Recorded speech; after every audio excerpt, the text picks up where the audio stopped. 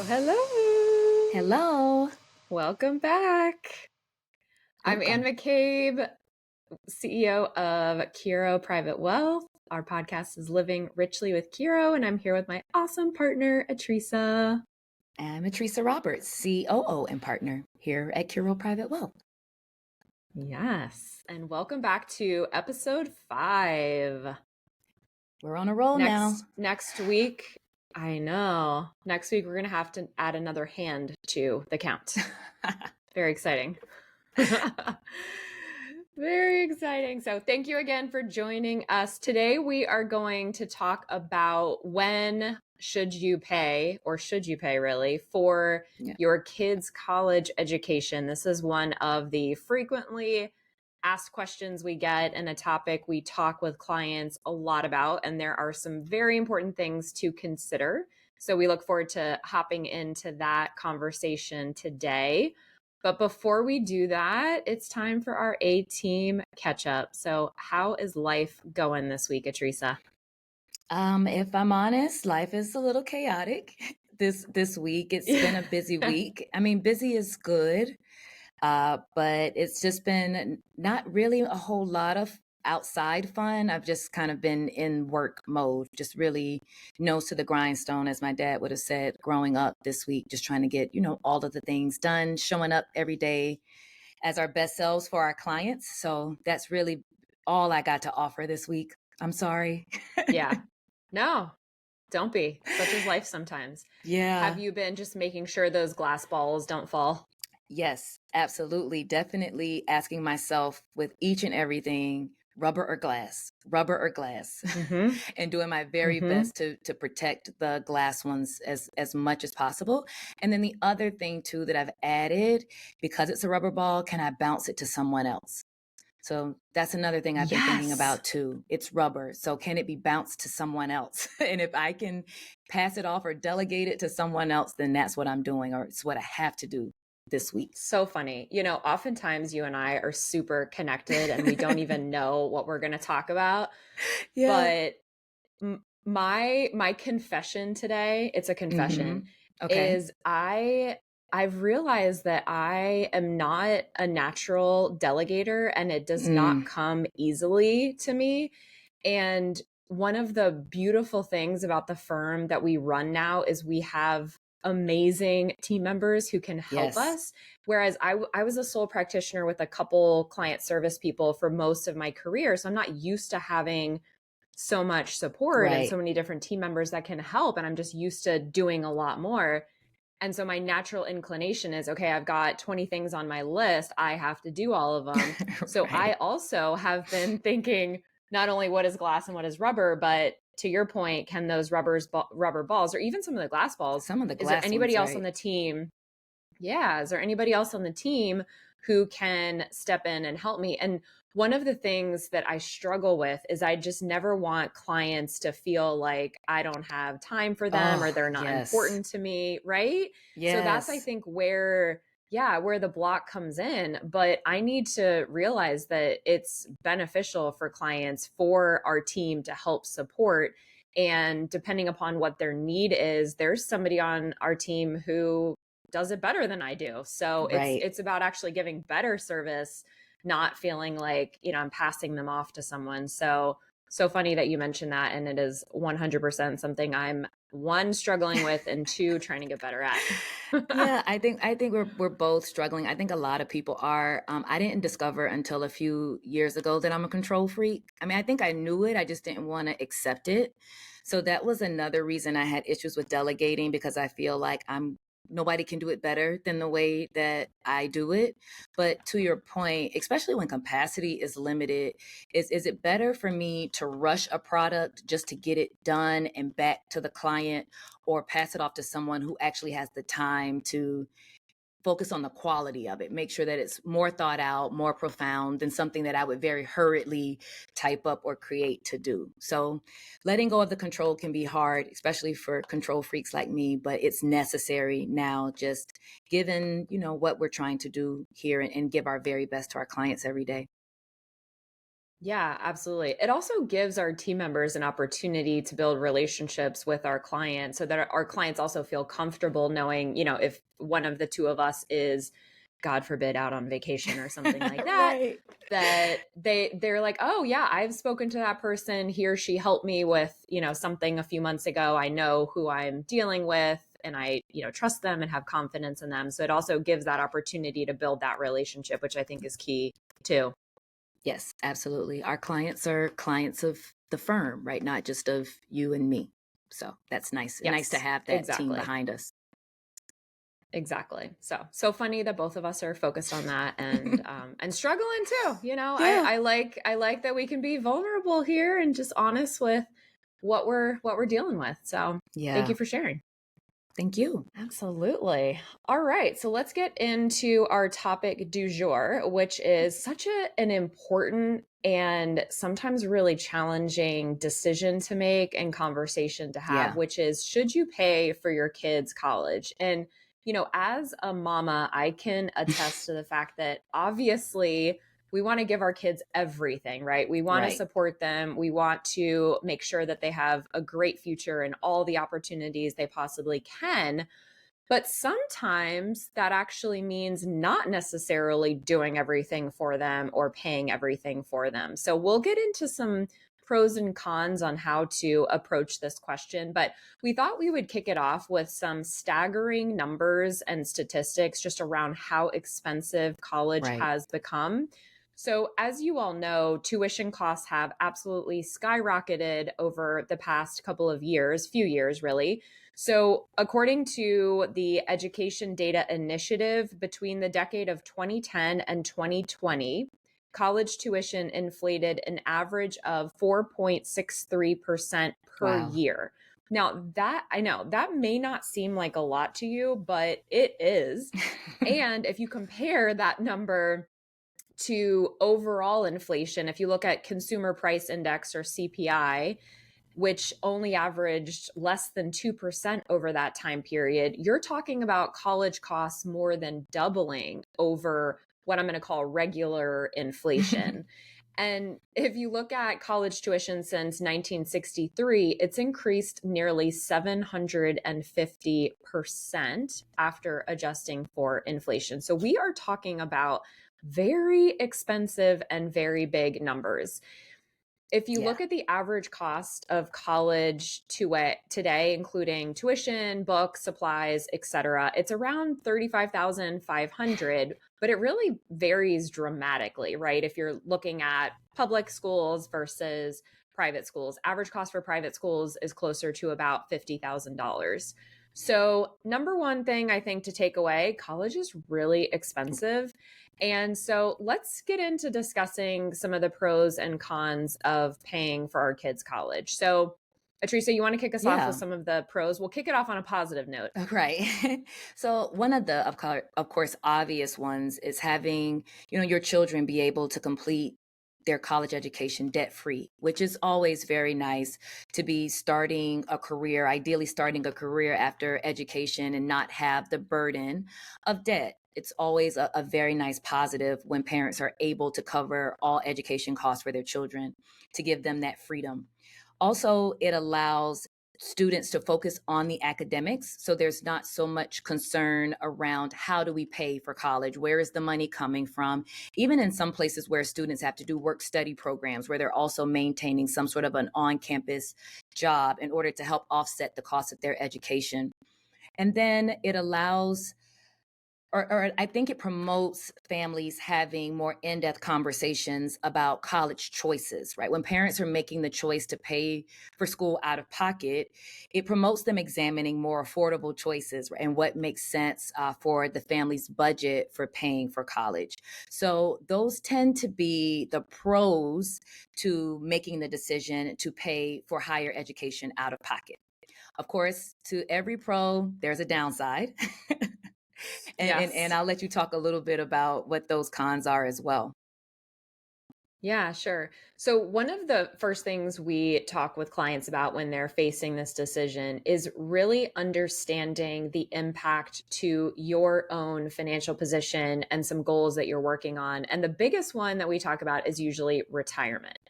Right. understanding if you take on the full financial responsibility of paying for your kids' college, what does that mean for the other financial goals you're working on? And will that mean that you have to work longer before you can retire? Now, some parents are like, yeah, we're going to have to work longer. That's cool. We don't care. We're going to do it anyway. And that's fine.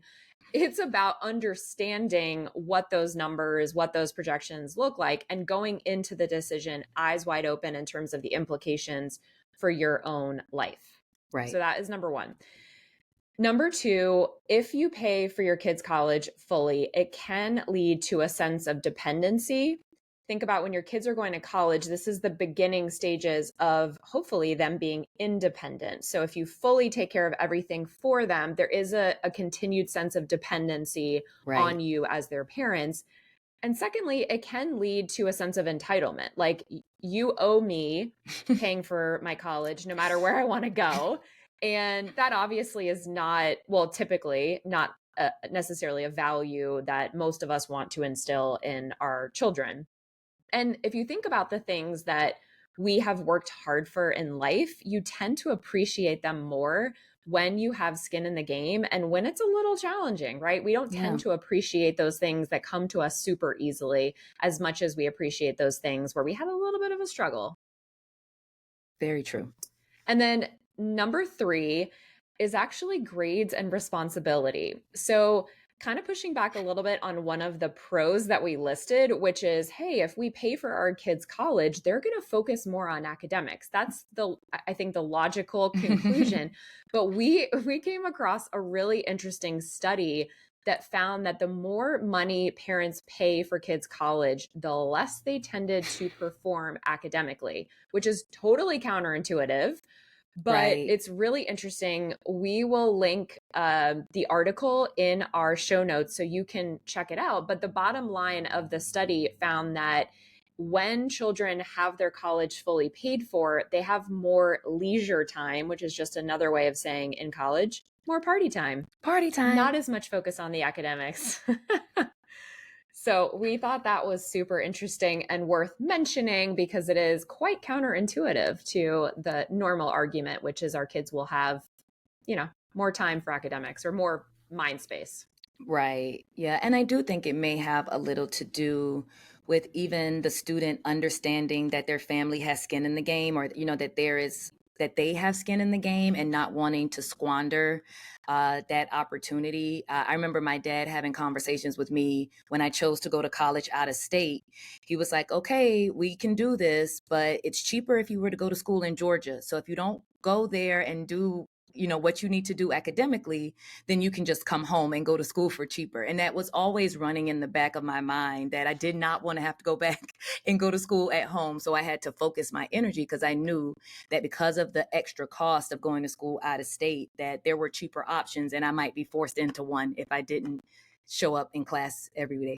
Exactly. But I think the key there too is your dad had the conversation with you. I think Yeah. oftentimes parents don't explicitly put that out there like, hey, we're going to make these sacrifices to make this happen for you, but we want you to know what it means and what Right. the expectations are. And if you don't attain those expectations, what the consequence is, right? Yeah. It was great that he had that conversation with you. So you, in the back of your mind, to your point, you were focusing on Yeah. like, hey, I don't want to have to go back to Georgia, right? I want to stay here and motivated you, I'm sure. Not that you wouldn't, because you're a super responsible person anyway, but probably motivated you to make certain choices over others. Absolutely. It was always constantly sort of running, but one of those open tabs just running in the background. It was always in my subconscious as I was going throughout undergrad. Yeah, absolutely. That's awesome. So, what we would recommend here, aside from running your own numbers and really truly understanding the financial impact to this decision, is can we find a balance? So, after you assess your own personal situation to see if you can really afford to pay for college for your kids and understand how that impacts other things you may be working on, get creative about thinking about other ways, aside from just Mm, paying for everything, that you could support your children. I sit on the board at George Mason University here in Virginia. And it's amazing to me every year when we go through the scholarship numbers, there's so much scholarship money that's left on the table that people yes. don't even attempt to apply for. There's so much money out there to financially support students for a lot of different reasons that just don't ever get doesn't ever get taken advantage of. So maybe you help your kids find those scholarship opportunities and help coach them on the best way to apply for them, or look for grants, or look for work study programs. There's so many ways that we can support our children outside of, again, just paying for the entire bill. And then think about maybe splitting the cost with your children. So instead of paying for Hmm. everything to get that skin in the game, maybe you help out, but you have them take a little bit of responsibility on their shoulders. So to this point, one of my favorite things that I've heard, and my kids are 12 and 6, so I've got a little bit of time to figure out what my strategy is going to be. But one of the things I've heard, which I think is such a great idea, is have your kids take some student loans out. It doesn't have to be the whole amount, but have them take some student loans out and make them think that they're on the hook for them. And then if they do well and they graduate with, maybe you have a GPA number you're looking for, or you just assess that they were responsible and did the best that they possibly could, then when they graduate, you offer to pay either part or pay them off fully. After the Secure Act was passed in 2019, you can now take up to $10,000 out of a 529 plan to pay off student loans. That is a lifetime number, not an annual number. So be careful Hmm. about that. But now there are ways that we can actually use 529 plan money to actually pay off student loans. So that's something that I've heard some of our clients do. And I think that's a great strategy. So one that I'm filing in the back of my mind for when my kids are in college. Yeah, I think it's such a creative idea and a way to keep students invested in the cost of their education. But I do think it speaks to a bigger point, and you brought it up by saying you have time because your children are young. And I think planning for education expenses and how you want to cover them, if you want to cover them, is a conversation you want to start having earlier rather than later. You don't want to wait till your student is a senior in high school to start having discussions about our plans for covering those costs. It's a large part of what we do as advisors with our clients, even when their children are first born, right? When we first get a social security number for a new baby and we start talking about setting up a 529, we have those conversations as early as possible so that when the time comes, you're not in a crunch trying to figure out, do we pay? Where does it come from? How does it fit into our plan? So the sooner you start thinking about it, so kudos to you, Anne, the better I think the situation turns out when it's actually time for your student to start making choices about higher education. Yes, absolutely. It's like any large financial goal, right? We kicked this off by talking about how large these numbers are. So, Right. any large financial goal you're working on, the longer time you have to let that compound interest and investing work for you, the better off you're going to be, because it's less of your own money you actually have to put into an investment. Right. And as planners, and it can be difficult conversations when we're trying to find that balance of what makes sense from your own retirement planning and education planning. I heard another advisor who would say to clients, there are loan options for college, there are not loan options for your retirement. So I think working with a planner can be helpful when there's a space where you have to find the right balance of what makes sense to be able to plan for both. Absolutely. I love that. Yeah. And prioritizing, right? Because, Yeah. like I said, if you decide you absolutely want to pay for college for your children because you don't want them to have any debt, and you understand that that means that you may have to work a couple extra years, but that is a priority to you, Right. that's awesome, right? It's Yeah. about being really clear about those priorities and the impact that your decisions have on the rest of your financial position, which is why I think financial planning is so empowering, because it allows us to make these choices truly understanding the impact for our Absolutely. entire financial life. Yeah. It's such a great experience when you're Awesome. sitting in front of a client and you can see the light bulbs, right, come on as you start to create plan and forecast what that looks like for them down the road. Yeah, exactly. So we hope that this has given you some things to consider, things to noodle and think about with respect to paying for your kids' college. And let's just do a quick closing thought. Do you Hmm. want me to kick off Yeah, this you week? start this time. All right, I always put you on the spot. It's so funny because one of the things I've been thinking about a lot recently is entitlement. And we mentioned entitlement when we were talking about the cons of fully paying for college. I heard Dr. Becky Kennedy, who's a child psychologist, and she talks a lot about coaching parents on, raising, I'm going to say well-behaved kids. She would never say that, but that's kind of the gist of it. And I heard her on a podcast recently, and she defined entitlement as a fear of frustration, which I thought was so phenomenal, and not a way that I would have ever have thought to define entitlement. But she said, when we raise entitled children, a lot of times it's because we don't let our children sit in frustration, right? They don't make the soccer team. And so we take them to the next town over where we know soccer is not as competitive, and we let them play there. Or, they hurt themselves and we're super quick to fix everything for them. Or they get a bad grade in school, and so we email the teacher to ask them if there's a way for extra credit, right? So she was like, just focus on letting your kids sit in frustration. It doesn't always have to be 100% comfortable for them, because that's not life. Life is not going to be comfortable always. So that's my closing thought for all you parents out there, especially since we're talking about a parental topic in this episode, is think about ways that you can allow your children to be frustrated, to be uncomfortable, support them and let them know that you're there for them for sure.